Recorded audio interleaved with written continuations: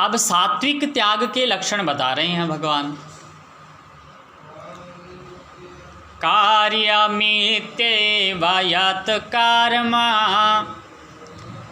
नियतां क्रियतेऽर्जुन संगं त्यक्त्वा फलं चैव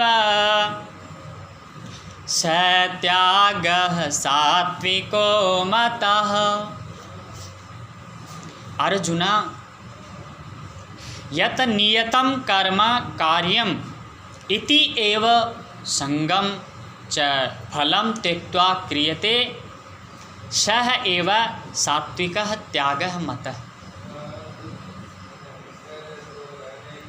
हे अर्जुन, जो शास्त्र विहित कर्म करना ही कर्तव्य है, शास्त्र विहित कर्मों को करना मेरा कर्तव्य है, इस भाव से आसक्ति और फल का त्याग करके किया जाता है, वो सात्विक त्याग माना गया।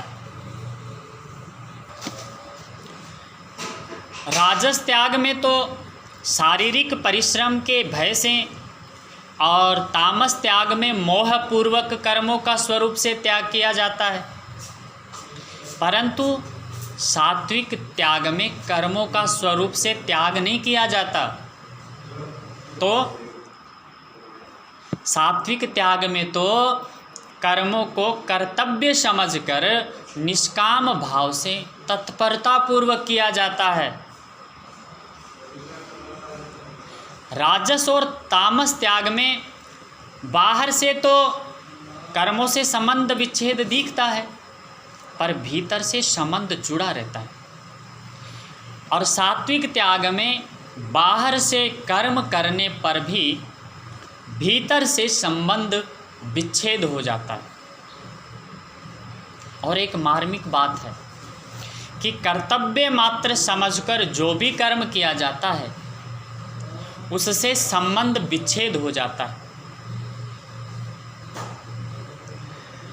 लौकिक साधन अर्थात कर्म योग और ज्ञान योग में शरीर संसार से संबंध विच्छेद मुख्य है।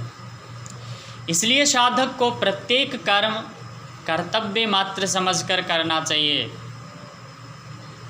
क्योंकि स्वरूप से कर्मों का त्याग करने से तो बंधन हो जाता है, पर संबंध न जोड़कर कर्तव्य मात्र समझ के कर्म करने से मुक्ति हो जाती है।